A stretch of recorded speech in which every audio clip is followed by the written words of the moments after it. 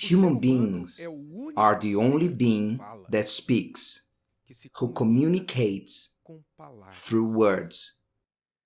No other being, whether animal, vegetal, aquatic, whatever the creature may be or that you may encounter on this planet. And as we didn't find any creature in another planet, so even if you turn this world upside down, you won't find a being that communicates through words. Only human beings have this power. A part of human beings, only God. And this is one of the main characteristics that connect us with God. This is a clear sign that we came from Him. We speak. He is Word. God is the Word itself. We also have this gift, this power of words. One of the signs that we came from Him. The devil also speaks, as he brought this power from heaven with him. So the origin of the word, of the power of the word, is God Himself. And this has great and serious implications to our lives, because you have to ask yourself, let us remember an old proverb that says, in the country of the blind, the one-eyed man is king. You can understand what the proverb means. When someone has nothing, and there's someone with one will rule over the others. If we change this proverb a bit, in the country of mute, the one who speaks one word is what? We have the power that no other being has. The power of speaking. Thus, we understand that we can rule, have dominion over all creation because of this power, which was exactly what God determined to man at the beginning when He created the heavens, the earth, the human beings. He created it all. He placed man as the responsible with dominion over all the earth and gave him power to speak and even to give name to things, to the animals. But the human beings, unfortunately, don't stop to meditate on this, and that's why they don't understand the greatness of this power. And because they don't understand the greatness of this power, they misuse it, whether they use for evil or they don't use for what it should be used for.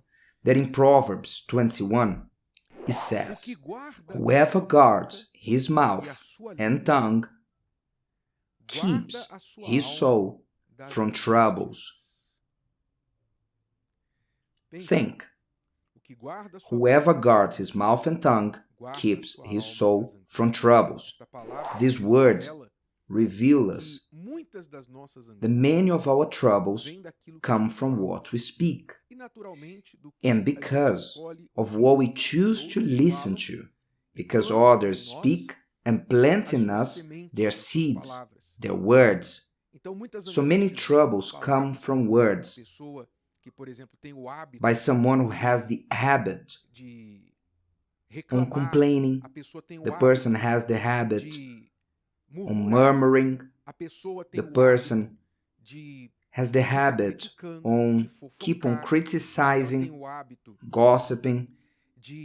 They have the habit on always looking at the bad side of things, so they speak about those things. Today with social media, what did social media become? They became a type of being of words, a being of words. People go there and throw up.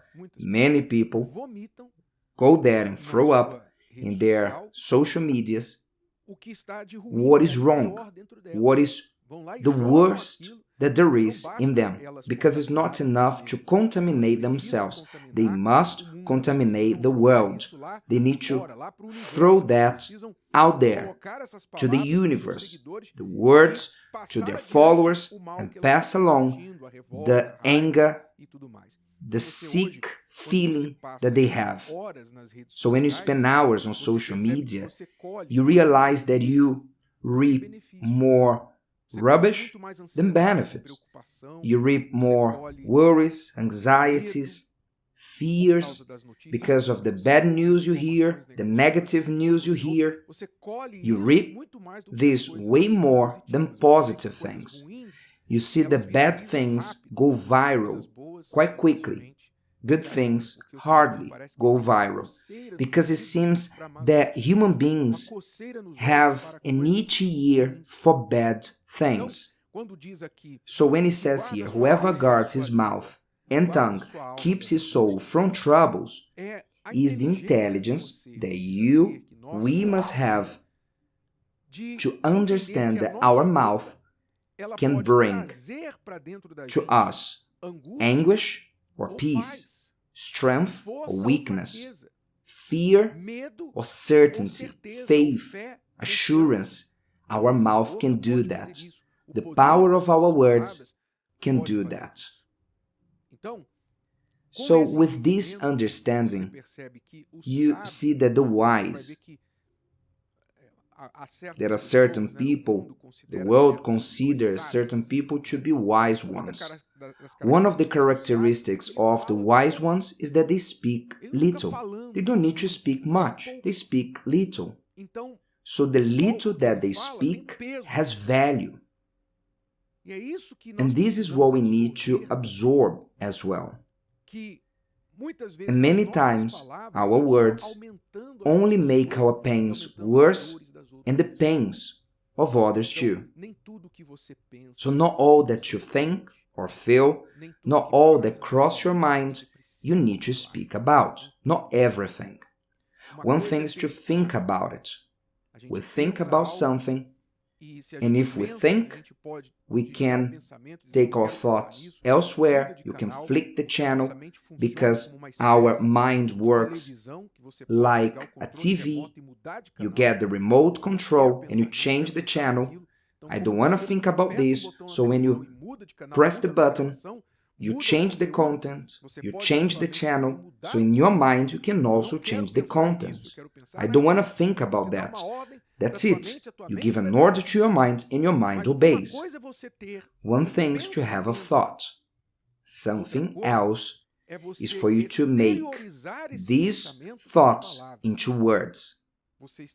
You make the thoughts words, you utter the words, and once it came out of your mouth, it cannot come back. There's no turning back. And if somebody else has heard, there's no turning back. But at least you've heard. You've heard. When you've spoke, at least you has heard. There was nobody to hear, no one in the audience, but at least you have the audience of one person, yourself. You could be speaking alone in the shower, at the toilet, in the car, but if you spoke, that does not come back anymore. And your words have power to transform your life, for good or for bad. One thing is to think, something else is to speak, and another thing is to write it down. When you write it down, you commit your mind, you commit your body, you commit your eyes, you commit so many senses, and that becomes part of you. So be careful with this power. Use this power for good. For good. Resist the temptation to listen to people who only throw at you rubbish into your mind, into your head. Be careful with this content that bad mouth, they speak about negative things. Remember that human beings have a tendency to listen to bad things and gossip. It's like junk food. It's good, but it's a terrible thing for your body. Avoid junk food, just as you should avoid junk words. avoid them and avoid to pass along that what will not edify. Is the old saying, if what you're gonna speak will not be better than the silence, then keep it quiet. Did you like this? Would you like to hear it again? Listen to it as many times as you need until this content becomes part of you. Don't forget to leave your like, comment, and share. See you next time.